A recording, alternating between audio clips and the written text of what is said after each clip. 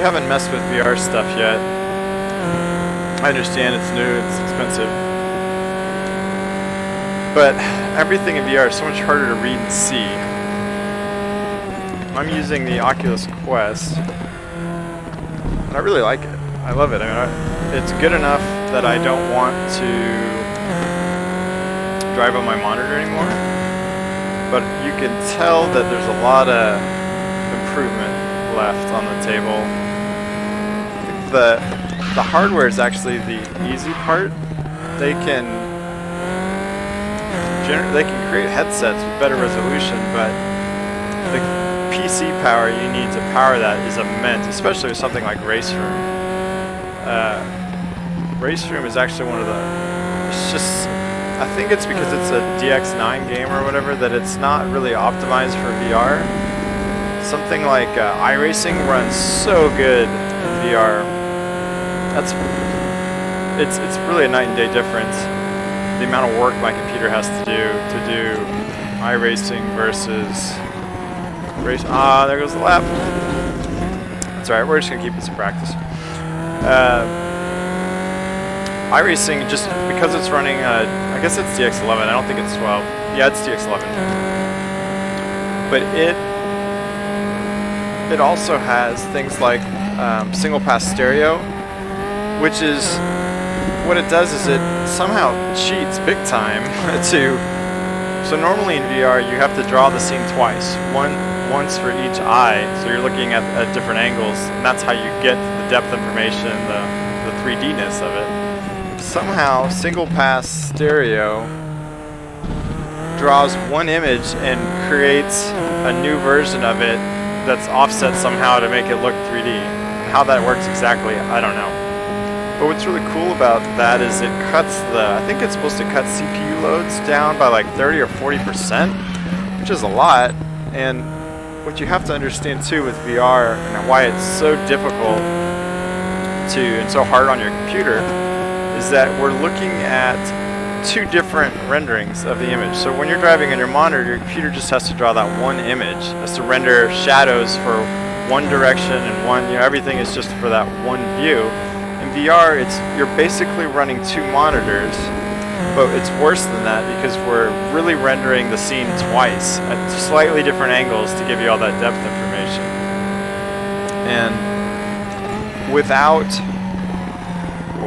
I mean, so that's just way more taxing on your computer. And then add on top of that VR headsets resolutions are massive. They're much larger than if you're running on a 1920 by 1080 monitor. VR headset resolutions are more like, is it like 2880 by 1600, I think, is what my Quest is, something like that. So, and then you're also asking him to run at higher refresh rates. So the Quest refresh rate is 72 hertz. The Rift S, I think, is 80. The Index is it 90, but it goes up to, I think you can overclock that to either 100 or 120, I can't remember. But if you're going to run those really high refresh rates and the really high resolution, you're asking your computer to draw, it's just millions and millions of pixels per second, which is really incredible that it can do it. But it's so hard.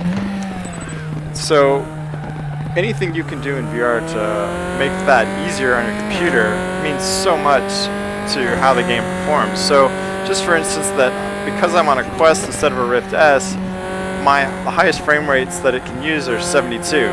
So that's a little bit of an advantage, I think, for VR, only having to do 72 frames per second versus 80. And 72 frames per second still looks really nice when you can get your computer to run at 72. But trying to run, I think the original Rift was 90 frames per second. That's a lot. It's a lot. And I think it looks great when it's smooth and you can do it. But if it creates all kinds of problems if you're getting lower frames than that. And there are things that your computer and the Rift does to cheat, kind of double frames and things like that. But really, your best experience is if you can.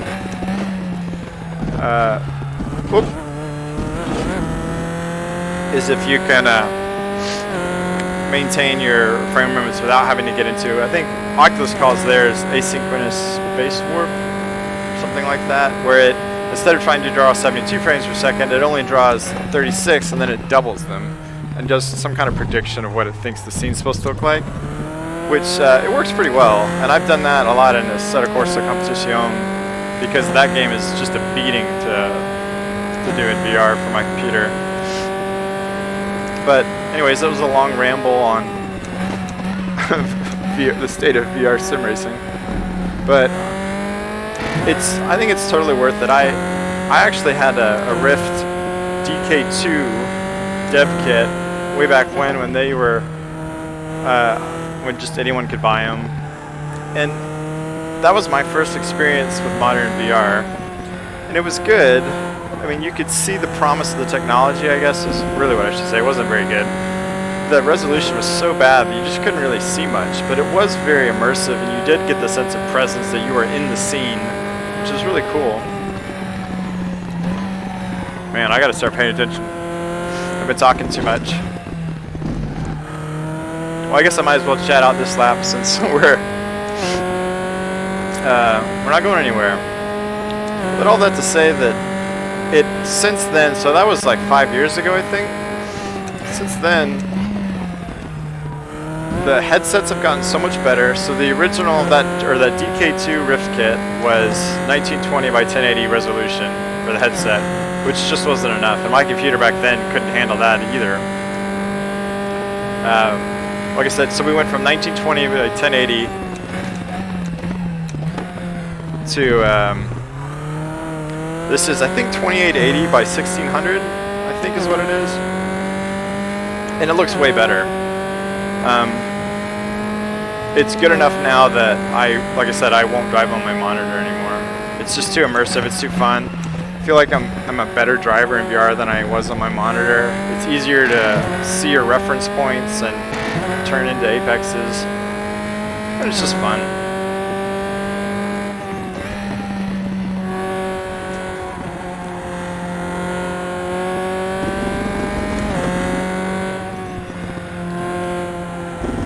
So, you know, my computer I just built back in November, and it's the AMD R5 3600, and I've got a 2070 Super, and it still kind of struggles for a lot of VR titles, honestly. And I think I didn't know I was going to be doing VR sim racing when I built my computer. But if I had it to do over again, I think you're better off going Intel than AMD just for the sim racing part. The AMD chips have advantages over Intel for various things, especially if you're doing video editing and multitasking type things. But I think the single core performance is so important for VR that I think Intel can still win out on that if you're going to overclock. If you're not into overclocking, you're not going to do it, you don't want to mess with it, I don't blame you. I don't want to mess with it. Then I think you're fine with AMD stuff. But I mean, you should, I guess, just read up on it if you're wanting to do that. What I haven't really figured out is what's more important. You know, should you spend more of the budget on the CPU or the GPU? And I think the GPU is probably the most important thing. And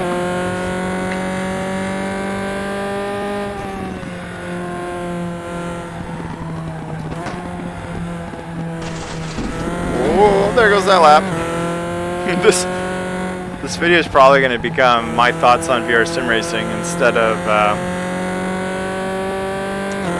the hot lap challenge, because I haven't even seen what my laps are. I don't even know what I'm doing. Maybe I should just create a separate video for that. I might start doing some VR settings videos, because I spent a lot of time, I mean really I feel like the first month of my VR sim racing was really just playing with settings and tweaking and trying to squeeze out more performance.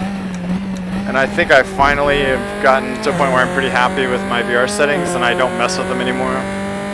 A huge, really important setting for that is for VR performance and just the visual clarity is the super sampling, which is another massively taxing thing to ask your computer to do.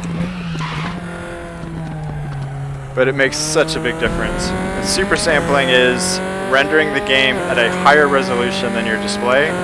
So I mentioned before, if we're doing 2880 by 1600 resolution, which is millions of pixels, we then do a multiplier on top of that to make the resolution even bigger.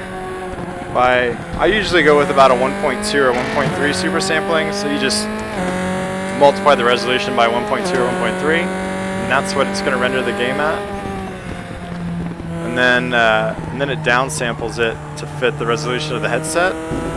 And I don't understand the wizardry of why that matters and why that helps, but man, it does. And there goes another lap. It makes everything so much clearer, especially in the distance, and that's what really sold me on doing VR sim racing this go around, was that once I figured out the super sampling, I could just see in the distance so much better. It was frustrating to not be able to really see, like in this, coming down this straightaway, to not be able to see the turn all the way, or see to the end, was in a kind of a clear fashion, was really annoying. And just not being able to see cars in the distance was frustrating. It's information you need.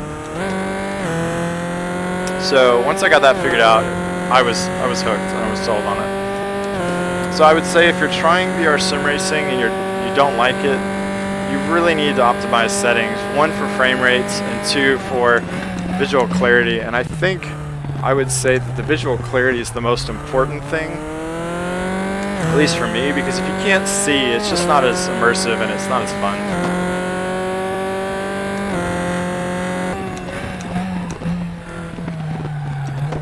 Oh. Alright, you know what? I think I'm mentally taxed and it's time to take a break. Thanks for stopping by and watching. We'll get back at this. I know I can get that down to at least the low 134s, maybe the 133s, but we've got some work to do. I think we can get there. Thanks for checking it out.